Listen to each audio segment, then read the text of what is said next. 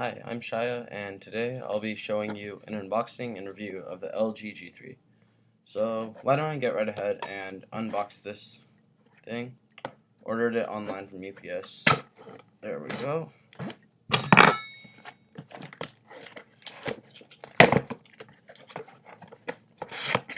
Awesome. So, inside the box is the LG G3's box itself. This reminds me of the Samsung boxes actually. So why don't I go open that, take off the packaging, and there it is, the G3. And you get the usual AT&T it can wait, don't text and drive thing. Let's take it out. Awesome. So here is the device itself. It looks really nice, and it's actually a lot lighter than I thought it would be, it feels really nice in the hand, honestly. I can actually touch almost all four corners, even though it's 5.5-inch display. So let's get this screen, and let's power it on.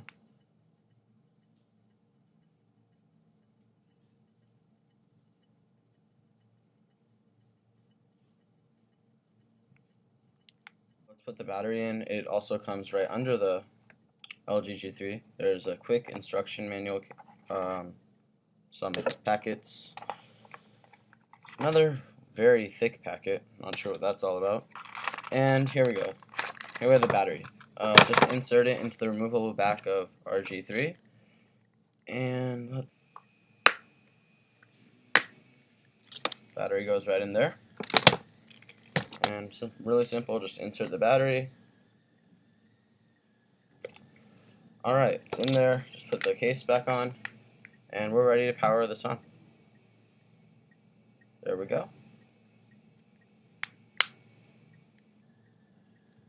So simply just AT&T stuff. Let's just not now.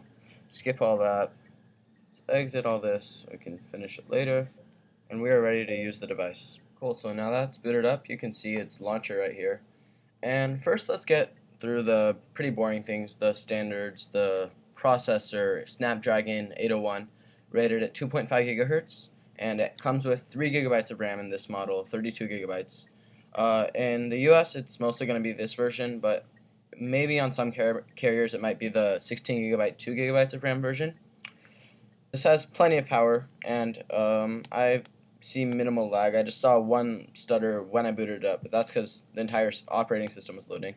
And I personally really like the look of this software right here, but we'll get into the software later. So now for the screen. In person, I mean, it looks amazing, honestly. I know some reviewers are saying the color accuracy isn't that great, but I think it looks really nice. And of course, since it's 2K display, like as hard as I look, I can't even see the pixel matrix or anything.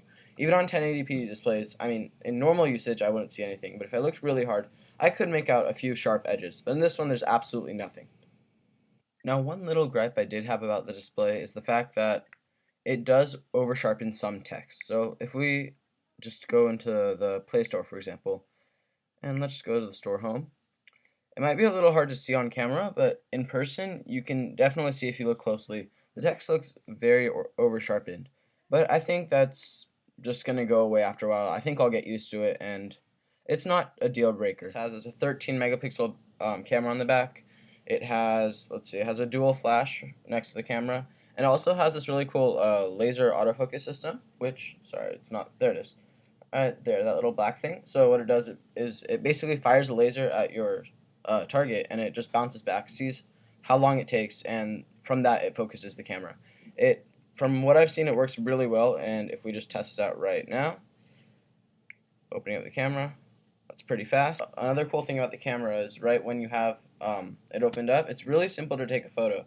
You just tap the screen anywhere, it focuses and takes the photo in just one shot. Sorry. There it is.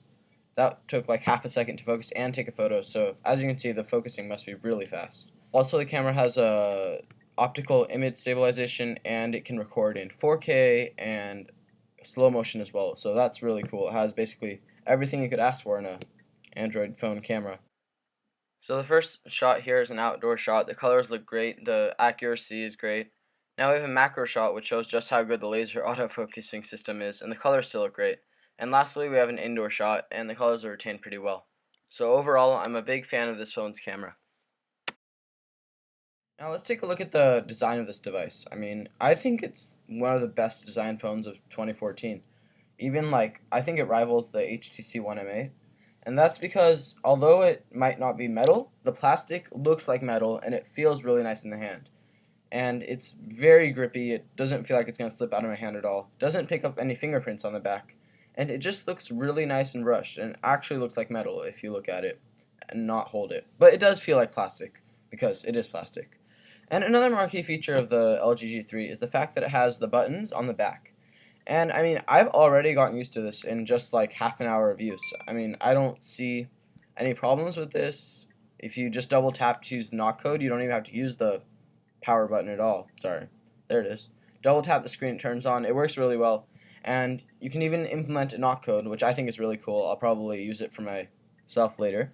And what the knock code does is basically, even with the screen off, you just tap some pattern on the screen and it will turn on if you type the right pattern. And the cool thing about that is it bypasses the lock screen, so you don't even have to go through that. Another cool thing about the LG G3 is that the back is removable, so you get access to its 3000 milliamp hour battery right there. And about battery life, I still don't have comprehensive look, but from reviewers online, I've actually seen mixed results. Some are saying it's great, some are saying it needs work, but general consensus, I would say it gets you through the day. It has better battery life than an iPhone, but isn't quite up to like the top Android phones or even its predecessor, the LG G2. And another cool thing of the removable back is that you get a micro SD card right there. I don't have one in, but there's a SIM card right under that. And another thing I really like about the design is that this curved back is just really nice to hold. I mean, I don't even have to use the side of my hand to keep a grip on this device like that. If I just hold it like here in my hand like that, I can actually touch almost all four corners of the display. And that's really impressive for a 5.5-inch device. I mean, I could barely do that on the Galaxy S4, which had a 5-inch display. So I really don't know how LG has pulled this off, but I'm really a fan of it. And on a side note, the speaker is actually pretty good. I mean, it gets ridiculously loud. The sound quality doesn't rival, say, like the HTC One M8 with its dual firing front-facing speakers, but it's still pretty good. Let's take a look. Guess that's deja vu, but I thought this can't be true, 'cause you moved to West LA. So yeah, the speaker's pretty good, so no worries there. So now that we're done looking at the hardware of the device, let's take a look at the software. So here's what you see out of the box. There's the LG stock home screen with a pretty cool little wallpaper. It's really detailed, and it just takes advantage of that 2K display. We can do the little unlock transition, and here's the stock launcher right here. This is the default screen. And I think it personally looks really nice. It's definitely a ton better than the previous Optimus UI on the LG G2. It just looks a lot more mature and more refined than the previous offering. And if we take a look at the notification bar, it's pretty simple. You have some quick toggles up top. If you turn something on and off, there's a nice little transition. There's transitions in pretty much everything you do in this operating system. And you also have a settings shortcut and the time and date. Anyway, let's take a look at the settings app now. We'll look for it right there. And it looks pretty good. I mean, the organization is questionable with these tabs, but at least you can swipe through them. Opening folders and closing folders is pretty fast and looks really nice as well. Let's take a look at the messaging app just so we can take a look at this smart keyboard right here that LG is touting. It's really nice. It has a number keyboard up top, but I mean, I would personally just go back to SwiftKey or the stock Google keyboard. It's definitely not bad though. It's much better than some other Android manufacturers. Now, one of my favorite parts of the LG G3's skin is that you can customize virtually everything in the UI. So if we head on over to settings, we can take a look at the under display. We have the home touch buttons, which I think is really useful. What we can do here is we can change the button combination. So basically, if I don't like the stock combination of buttons, which actually didn't have the notification bar right there, I can I can change the notification, bring it back down. I can insert it on the right side or something. And say if I'm holding it with my right hand, it's very hard for me to reach all the way up here. It's strained on my fingers, so what I can do is just tap down there and it brings the notification bar down.